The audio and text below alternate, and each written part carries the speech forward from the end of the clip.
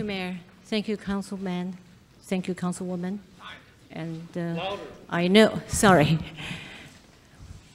Well, I'm very honored to be invited to speak today. And 20 years ago, I was here, not this room, when in the City Hall, and talking to city about developing this project. And I got lots of support from the state, from the city. I was hoping to get a PPT presentation, but I know you didn't have the facility, I was told. So I appreciate you giving me a little time to show you at least the board. The commitment was from the city and the Chinese community. And you wanted us to build something that's extraordinary, that fitting Phoenix's reputation as a new, vibrant city. And I think on the zoning side, I could add a little piece. You know, I knew I was the one negotiated with the city, and it was definitely for the Chinese Cultural Center. Has to be a Chinese Cultural Center. That was a difficult zoning case, and we worked together. I even had a city official to go to China with me. You probably could recognize this particular gentleman, you know, David Kreider.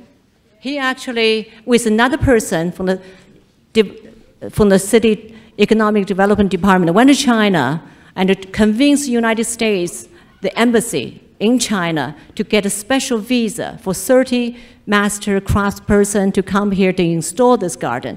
This garden was not just a garden, or the roof tile is just not another roof tile.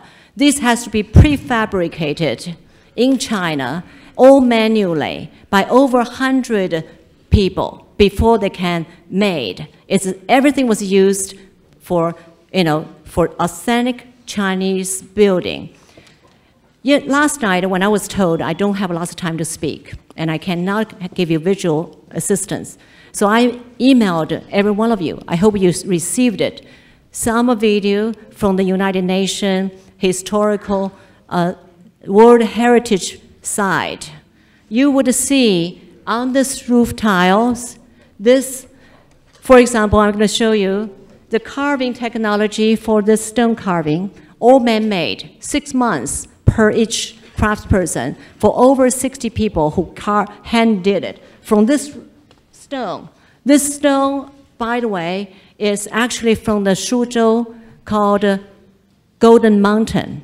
The same stone that is used to build Forbidden City today is very much protected by government. You wouldn't get any piece of it, even including any piece, the stone on the pillar side, the base. You know, I hope there's a True North Company representatives here. You know, I always like the opportunity to tell you how valuable this building is, in case you have not heard from that. This stone in China is a secret, only used to build Forbidden City, and for Ming Palace, for a few more different historical sites. No one else has the same stone. It's a different stone. And someone was suggested to remove that. I was just trying to caution you, that's for your consideration. I also get you the best. On the side, the United Nations, you know, in 2009, proclaimed these artifacts, there's a technology to wood structure by not building them like with nails, no nails. It's intangible world heritage. And this one, you can see throughout the whole center was building like that. It was all handmade, and so that exactly how the video was show you.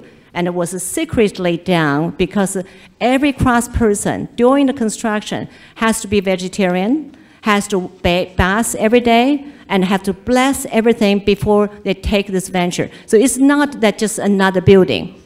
And you would say that the roof tile, only the royals can do it.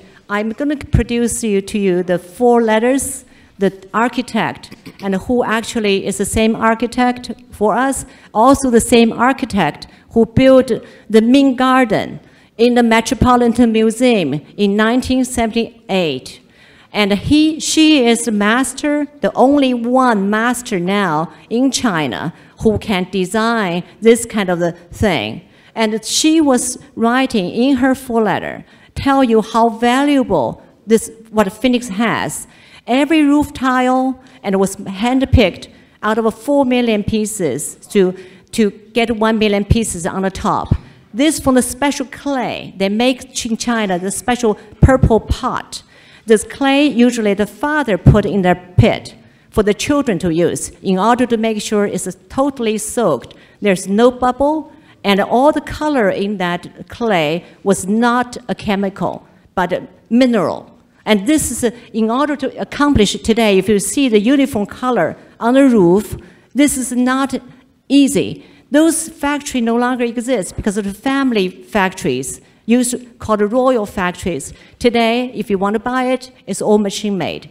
But 20 years ago, China was different than 20 years later today. I do hope, people know the value of that. This is why the United Nations now recognize in 2009 the skill lost. Those people can carve. This is a rock. And I went to the mountain. This is the results. You would never see anything. This is not one piece. By the time they finish, it's one piece. Every piece is minimum at 100 pounds. The city will probably remember how they have the hard lifting things to do that. And with that said, I got the city the best architect, who is known architect. We got the best craftsman. The craftsman also is from the Frequent Hill group. These people, the same people, actually built the Forbidden City. Their ancestors are known because, I don't have time, but you can go to research. China Ming Dynasty was the capital in Nanjing, where these people are. Then when the uncle took over the power of the nephew, he was afraid to live there. He has moved to Beijing, which you know that, and the Forbidden City. So this group of people, the ancestor designed and built the Forbidden City. Same material, and if you go to research on the line, I think that's why the United Nations proclaimed their technical as a intangible world heritage. So, Ms. Mann, so the motion was whether or not we should move forward with a study and whether it qualifies for our historic preservation ordinance. So that's I didn't finish. Sorry, give me 4 minutes. Okay. So one more thing I want to tell people is this is not just another garden. Metropolitan, the Master Year's letter, which I will leave with me, with all of you, it says, when she built in 1978, when Metropolitan Museum asked to build a Ming garden, they built some Ming-style garden, Ming-style construction. When we built it, we wanted her to showcase the best city, so she showcased the most famous historical building in 5 cities from China. Everything's replica. So for example, you could tell this. This is a G20 meeting. Some of you probably see that.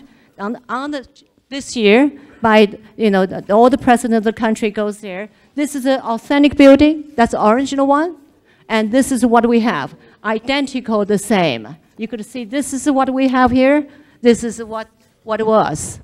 And there's another building, the Search Pavilion building. So this one is United Nations World Heritage, was a proclaimed building. This is what it was there. This is what it is. We have. When we built it, they didn't get a title, so we were able to copy them.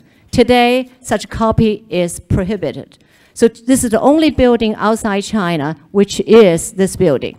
So I can tell you also about I'm going to leave you some drive to all of you, just in case, because I cannot see that. If you want to watch it, how the tile was made is for Forbidden City, how many years they have to soak the dirt, how they manually do it.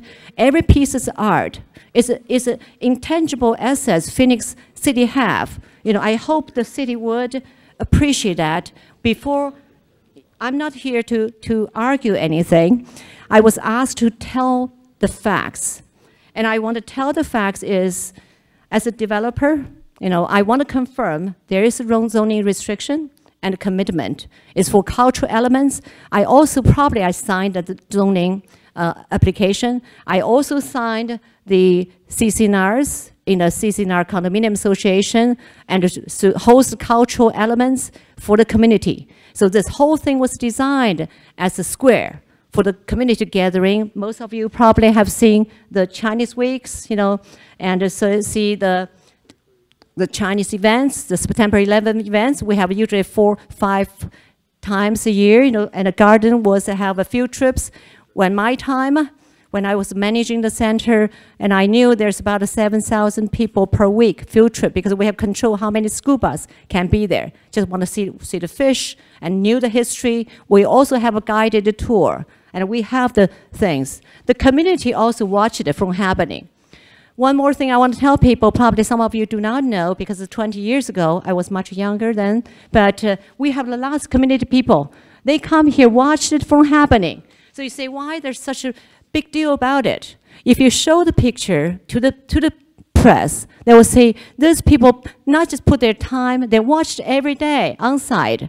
And I have lots more photos about that. I also have a video about it because I was very impressed. Not just Chinese community, the neighborhood by Gateway, the rundown property, the other people, they're in wheelchairs, they go there every day watch. You know, I become friends with some people. Marianne, I talked to her actually 2 days ago. I told her about this hearing, and she said she wanted to be here, but her husband just passed away. You know, she wouldn't be able to make it. She was really hope, you know, someone would do something to keep it. You know, there's about at least over 100 families in the neighborhood. I think when cities study it, you could, you know, talk to these people because this is what they have. Before the Gateway, in my time, Gateway was fenced off from the community. When I developed it, I promised the city to open that because thanks to Councilman DCCO, and we opened our gate to allow the community. There's a city housing, subsidized housing, there are other people there, but they love that. And this market especially, it's not just Chinese, there's many other people to come here. So I hope, you know, my information today, I just want to say what it is probably not known to the city. And I wanted the city to know why the Chinese community care about it. And there was a commitment for the developer to the city, but also to the community. And this one, so as you said, you know, Councilman DeCiccio said there's religious value there. There is. This is the Chinese ancestor 5,000 years ago. When we built it, as you said, there are people fighting between mainlander or Taiwanese, you know, they're Chinese, we could fight. So we said this is our ancestor 5,000 years ago. No matter where you come from Argentina, China, Hong Kong, Taiwan, mainland China. This is where we worship our ancestors. And the donor's name were carved on it. We raised over $100,000 from the community. And also you see this Confucian, and this is the Guanyin, you know, the religious value. People go there meditating, then people go there to do weddings, family events. The center was the sacred place, and I can testify every tile, every stone, even the river rock on the floor was blessed. They are from China. Everything is from China, and from the royal base factory of China, not just a very easy another garden. So I hope what I can do today is to give you information so you can talk about it. This is something Phoenix has. The fate is in your hand, in True North's hand, or in the public hands. Human being, the other day, you know, I said I learned this from one father. He was at the center to cast a prayer when Ranch Market was forced to close. And he came here, said something, he just begged mercy. Says human beings, you know, we do not know what power we have. It's so hard to build this something, but it's so easy to destroy it. And I hope it's not going to be destroyed in my hand. I have to do my best to come out, to let you know what it is. And I hope you could, you know, we could communicate with a win-win-win situation. I know the Chinese community trying to talk about raising money to buy it.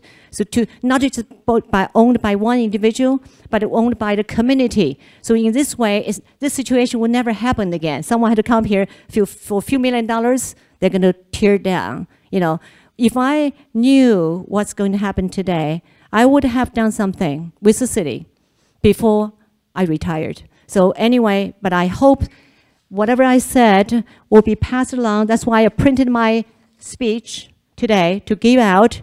And I hope you passed it on to whoever. I don't know if True North has representatives here, and I want to see him, and I would be glad to sit down, help to mediate and make sure it's a win-win position. By the way, I also carried with me the letter Madam Ye gave me to pass down to them.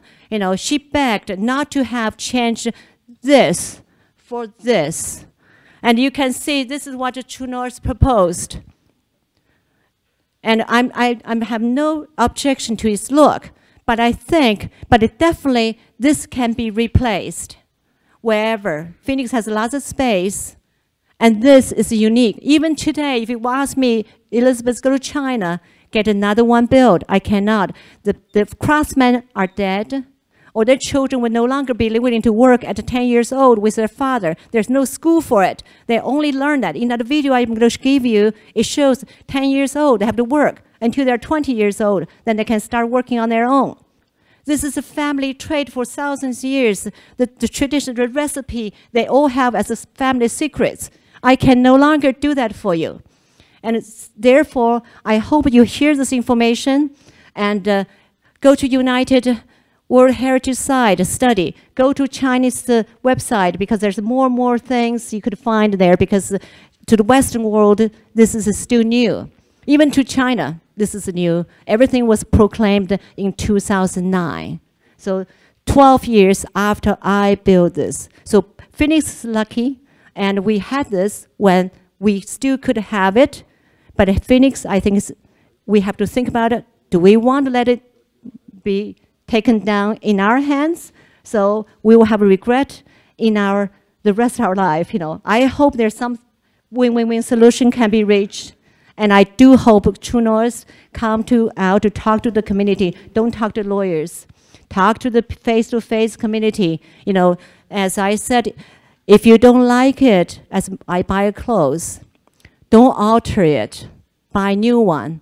The community give you money, buy the fresh one. It doesn't make sense to tear down something because you see how many people here, they are from community. I don't even know most of them, and also understand we are in the internet era. My friends call me. There's over 1.6 billion Chinese. And so many people see they call me from Hong Kong, from Argentina, from Australia. They're watching this.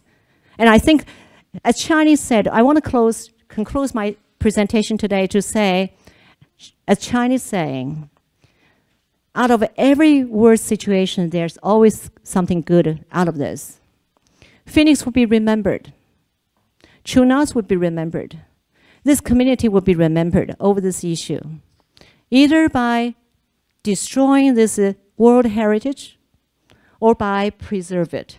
I hope it's by the later part, so we will have a statue for everyone to write down, as Chinese monuments always had that. We still have the wall, what happened. And I think this is good because people didn't appreciate it until you're about to lose it. And it is true that the center wasn't doing good, but it's not because the center itself. And there are other reasons today that people come out. I believe the center will have a great future if we support it. And I appreciate everybody's time, and thank you very much. I'll take it, Ms. Mann. Mayor, may I ask you a couple questions? Councilman Ciccio, you have a question for Ms. Mann. How are you again? How are you? Thank you. Last time we saw each other, I had more hair on my head. See, I have white hair. You look the same, Mrs. Mann. Thank you. A couple things I want to make sure that are on the record, and it goes to the exceptional importance argument here. If you talk about the material that was used, the fact that it was constructed there, that there's no other building like this outside of China. I'm remembering a lot of this stuff back to, I think you forgot one little point, and I don't know how you could have because you remember everything. But you also brought in Feng Shui masters from China, I believe. Yes, we had a Feng Shui master who is a master for Chinese President, the Chairman Mao Zedong, his family. Right. That's the master. He doesn't go out, but we were lucky to have him. His family was known for the I Ching family, for the I Ching family Feng Shui master, most known to China. The other point, too, if I could make sure it gets on the record, and she brought up a really good point, and I forgot all about it. The fact of the matter is we did help with 30 visas for people to come over here and work. That shows the commitment and the promise that was made back in the 90s. And it was a commitment. It was a promise that was made. The promise was, you build this, you work with you, but we will support you. So I want to make sure that that gets on the record as well. Yes, thank you.